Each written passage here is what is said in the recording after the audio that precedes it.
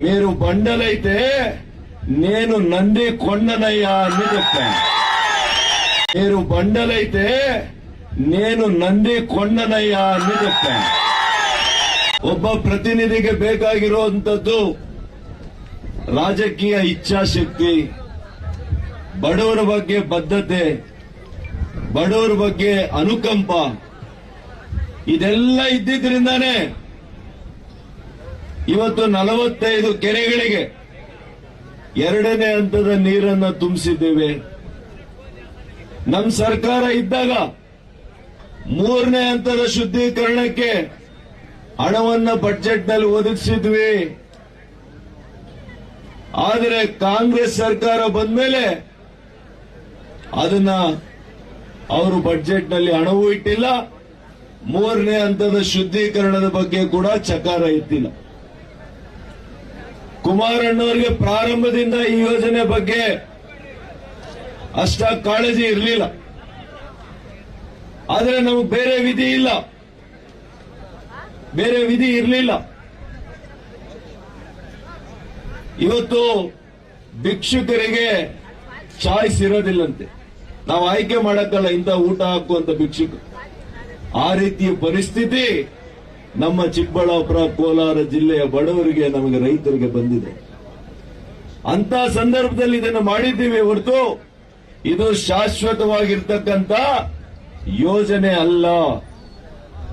ಶಾಶ್ವತ ಯೋಜನೆ ಆಗಬೇಕು ಅಂತಂದ್ರೆ ಮಾನ್ಯ ಕುಮಾರಣ್ಣವರು ನಾವು ಲೋಕಸಭೆಗೆ ಹೋದ್ರೆ 100ಕ್ಕೆ 100 ಆಗ್ತದೆ ಅಂತೇಳಿ ನಿಮಗೆ ವಿಶ್ವಾಸವನ್ನ ಕೊಡ್ತಾ ಇದ್ದೇನೆ. పోరాటం చేసి మన జిల్లాకు మెడికల్ కాలేజ్ తీసుకొని వచ్చాను. చెప్పారు, చాలా పెద్ద నాయకులు ఉన్నారు, వాళ్ళు పెద్ద బండలు అని చెప్పారు నాకు వాళ్ళ గురించి. మీరు బండలైతే నేను నంది కొండనయ్యా అని చెప్పాను.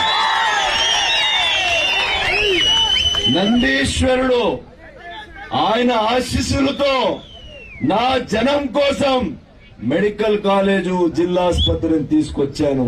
తప్ప మీకు ಸಂತೋಷವೇನಾ? ಅದೇ ರೀತಿಯಲ್ಲಿ ಹಾಲು ಉತ್ಪಾದಕರ ಒಕ್ಕೂಟ ಕುಮಾರಣ್ಣವರ ಹೃದಯ ಶ್ರೀಮಂತಿಕೆಯಿಂದ ಚಿಕ್ಕಬಳ್ಳಾಪುರ ಜಿಲ್ಲೆಯನ್ನು 17 ವರ್ಷಗಳ ಹಿಂದೆ ನಮಗೆ ಕೊಟ್ಟಿದ್ದಾರೆ. ಇವತ್ತಿನವರೆಗೂ ಕೂಡ ಹಾಲು ಒಕ್ಕೂಟ 5 ಲಕ್ಷ ಲೀಟರ್ ನಮ್ಮ ಜಿಲ್ಲೆಯಿಂದ ಇವತ್ತು ಡೈಲಿ ಉತ್ಪಾದನೆ ಆಗ್ತದೆ ಪ್ರತಿ ದಿವಸ. ಕೋಲಾರ ಕೂಡ ಅಷ್ಟೇ ಆಗುತ್ತೆ. ಮೈಸೂರಿನಿಂದ ಚಾಮರಾಜನಗರಕ್ಕೆ ಬೇರೆ ಮಾಡಿಕೊಡ್ತಾರೆ ಇದೇ ಮುಖ್ಯಮಂತ್ರಿಗಳು. ನಾನು ಅವಾಗ ಶಾಸಕನಾಗಿದ್ದೆ.